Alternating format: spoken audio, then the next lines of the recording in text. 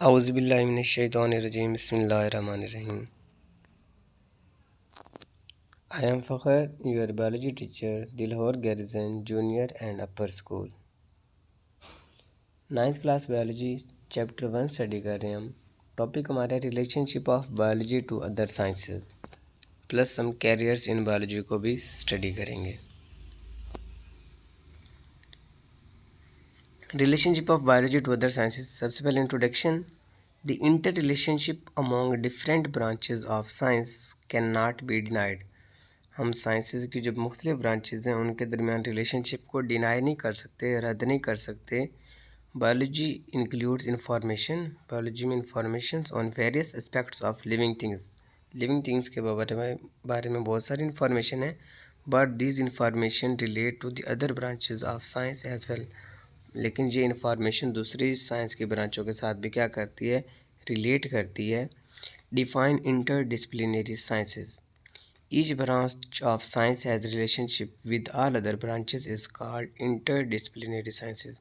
Science की एक branch का ताल्लुक दूसरी ब्रांचेज के साथ, यानी साइंस के तमाम ब्रांचेस का आपस में जो ताल्लुक होता है उसे हम इंटर डिसिप्लिनरी साइंसेज कहती हैं। For example, when studying the process of movement in animals, जब हम बायोलॉजी में मूवमेंट यानी हरकत को देखते हैं एनिमल्स की, the biologist have to refer the laws of motion in physics. तो बायोलॉजिस्ट क्या करता है, जिस तरह फिज़िक्स में लॉज ऑफ मोशन है उसमें भी हरकत के कानून है और इधर भी सेम एनिमल्स की भी मूवमेंट है, तो यानी इनका आपस में क्या है, रिलेशनशिप है। इसको कहते हैं हम इंटर डिसिप्लिनरी साइंसेज। अब सबसे पहले हमारी है बायो जियोग्राफी, यानी बायोलॉजी का जियोग्राफी के साथ क्या रिलेशनशिप है। जियोग्राफी रिलेशनशिप कहते हैं हम the study of earth is called geography.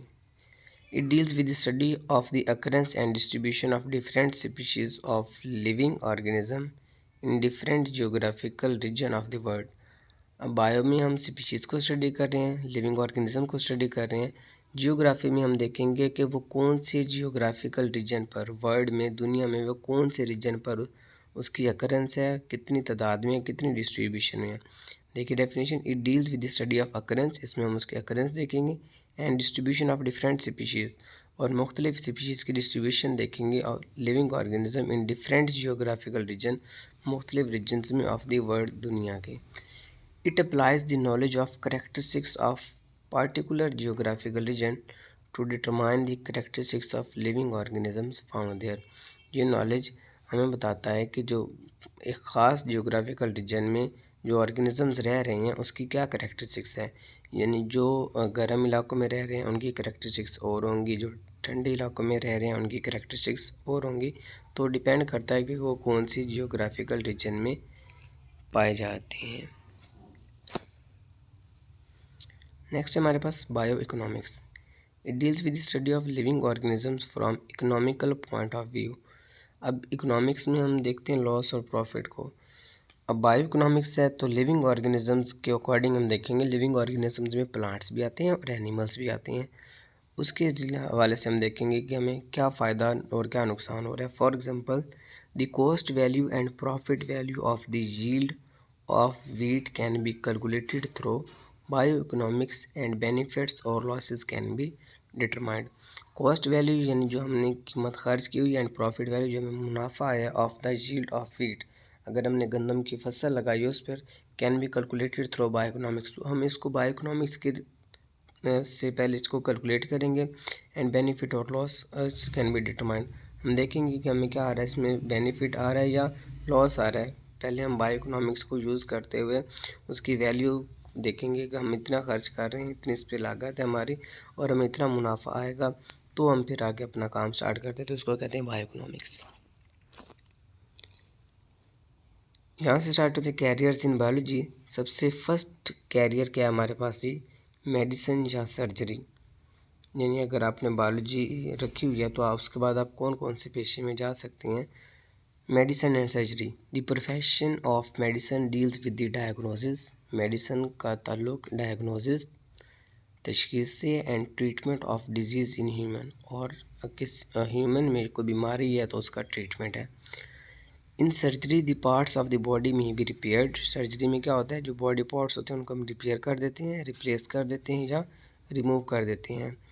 यानी जिस तरह सर्जन डॉक्टर होते हैं वो सिर्फ ऑपरेशन करते हैं और बाकी जनरल फिजिशियन वगैरह होते हैं वो सिर्फ डायग्नोज करते हैं और आपको मेडिसिन लिख के दे देते हैं। सर्जन ऑपरेशन करते हैं।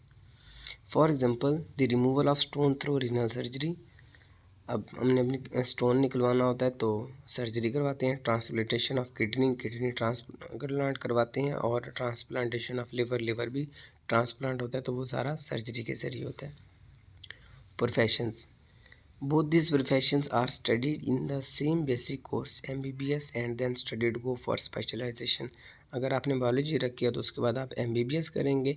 MBBS करने के बाद फिर आप मेडिसिन या सर्जरी में क्या कर सकते हैं, स्पेशलाइजेशन कर सकते हैं। नेक्स्ट हमारे पास fisheries. Fisheries is the professional study of fish production. इन फिश प्रोडक्शन को देखेंगे। There are departments in Pakistan where professional of fisheries are employed. बहुत सारे पाकिस्तान में ऐसे डिपार्टमेंट हैं जहाँ पर लोग काम कर रहे हैं।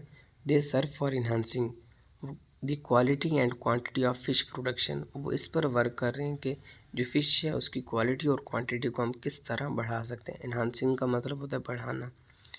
Profession in Pakistan this profession can be adopted after the bachelor और master level study of zoology and fisheries.